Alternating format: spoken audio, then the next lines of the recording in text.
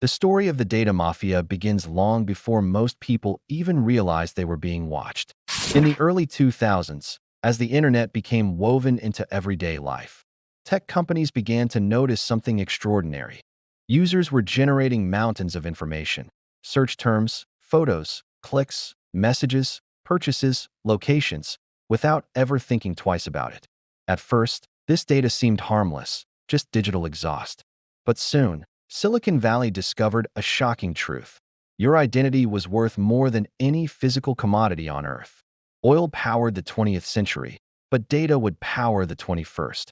What started as simple analytics quietly evolved into a full-scale industry built on extracting, packaging, and selling human behavior. Every swipe, every like, every scroll became a tiny financial transaction. The platforms you thought were free were actually operating the most profitable business model in history. You weren't the customer. You were the product. As tech giants grew, they realized something even more valuable than what you buy. Why you buy? Your habits, emotions, fears, desires, insecurities, dreams. These were the raw materials of a new digital economy. Companies learned they could predict your next move more accurately than your family or partner. With enough data, they believed they could understand you better than you understand yourself. This was the moment the data mafia was born, not out of crime families or back alley deals, but through boardrooms, algorithms, and servers humming in the dark. A handful of corporations quietly positioned themselves as the new global power brokers, controlling the most valuable resource in history: human identity. From this point forward, the world would never function the same again. Surveillance used to be something governments did. But in the 2010s, corporations quietly inherited that power and then expanded it far beyond anything a government ever dreamed of. This new system became known as surveillance capitalism, a business model where every moment of your life becomes data to be harvested, analyzed, and sold. It starts the moment you wake up. Your phone tracks when you picked it up, how fast your eyes adjust to the screen, how long you stare at a notification before responding. Your social media apps record your scrolling speed, which images make you pause, what posts make your face brighten, or what content triggers stress. Your keyboard remembers every typo. Your GPS watches every mile you travel, and your online shopping carts reveal your impulses, weaknesses, and hidden desires. Individually, these pieces seem small, but combined, they create a digital version of you, a psychological replica so detailed that companies can predict what you'll do next. They know the hour of day you're most vulnerable to ads.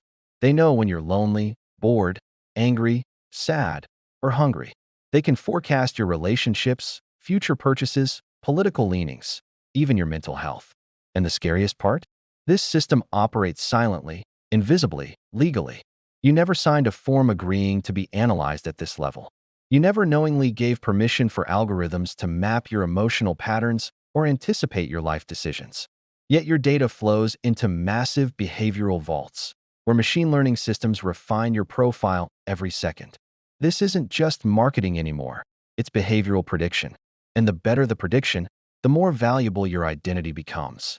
In surveillance capitalism, your personal life is no longer personal. It's inventory.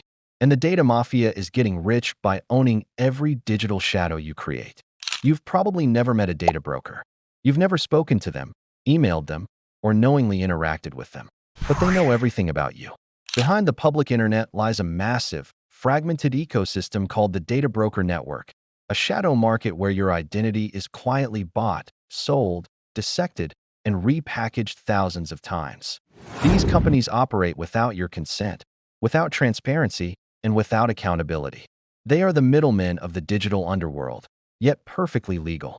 Every search you make, every swipe on your phone, every loyalty card you use, every Wi-Fi network you connect to, all of it becomes raw material. Data brokers vacuum it up, stitch it together, and create detailed identity dossiers. These dossiers contain your full name, purchase history, income level, political leanings, dating preferences, health risks, religious beliefs, home address history, and even predicted future events like when you might move, change jobs, or get divorced. Once your profile is built, the trafficking begins. Your identity is sold in algorithmic auctions that take place within milliseconds. Advertisers, corporations, hedge funds, insurance companies, political groups, and even foreign governments bid on these data packets. To them, you are not a person. You're a product labeled with categories like high-risk debtor, likely anxiety sufferer, impulse buyer, or easy political target. Some brokers specialize in even darker corners: data stolen from breaches, hacked accounts, leaked medical records, and exposed financial histories. This is the black market of identity, where your digital self can circulate for years, long after you've changed passwords or deleted accounts. And the most disturbing truth? You can't opt out. You can't erase yourself. You can't stop the sale. Once your identity enters this shadow ecosystem, it becomes immortal, living a life of its own, traded endlessly without your knowledge. The biggest myth of the digital age is that surveillance is about security. It's not. Surveillance is a business model, the most profitable one in human history. In the early 2010s, tech companies realized something revolutionary. They weren't making money from apps. They were making money from you. Your behavior, your fears, desires, routines, and mistakes became the raw currency of the new economy. And the more that was known about you, the more precisely companies could predict not just what you would buy, but who you would become. That's when surveillance stopped being a side feature and became the core architecture of the modern internet. Every app tracks you. Every platform logs you. Every device listens, records, and reports back to servers you'll never see. Your phone's GPS isn't for navigation. It's a location tracking feed. Your browser history isn't for convenience. It's an advertising blueprint. Your smart TV isn't T-Smart. It's a data collector that sells your viewing habits while you watch Netflix. But the most unsettling part is why this surveillance is necessary. The data mafia, big tech companies, and algorithmic advertisers require constant monitoring to maintain the accuracy of your identity profile. Your digital self must stay updated, always. If the system can't track you for even a few hours, the value of your data drops. In this economy, the product must remain fresh. So surveillance intensifies. Apps demand permissions they don't need. Websites install trackers you can't see. Phones listen for keywords even when idle. And you are told it's for personalization, safety, and better recommendations. But behind the scenes, surveillance is the invisible engine of trillion-dollar industries. Your privacy isn't being lost, it's being sold. Piece by piece, day by day, forever. When your identity becomes a commodity, the first thing you lose is control. Every search you've made, every argument you've had, every location you've visited, every late-night impulse, every private thought typed into a text box. These fragments are collected, packaged, and traded like digital gold. But what happens when these pieces fall into the wrong hands? Or worse, into the right hands, one skilled enough to weaponize them? The answer is simple. Your life becomes predictable, profitable, and programmable.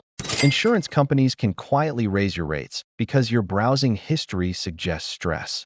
Employers can reject you because an algorithm decides you might be unreliable. Banks can adjust your creditworthiness based not on your finances, but on your behavior patterns. You won't even know it happened. In the data mafia economy, nothing is too personal to be exploited. Your relationships, your mental health, your vulnerabilities, everything is a data point. And once it's out there, you cannot pull it back. Data doesn't die, it circulates. Worse still, the more data that exists about you, the easier it becomes to manipulate you with it. Ads don't just persuade. They influence moods, trigger cravings, amplify insecurities, and shape decisions you think are your own. You don't notice the shift at first. Just a suggestion here, a recommendation there, a nudge you barely feel. And then one day it hits you. The world didn't just learn who you are. It learned how to control who you become.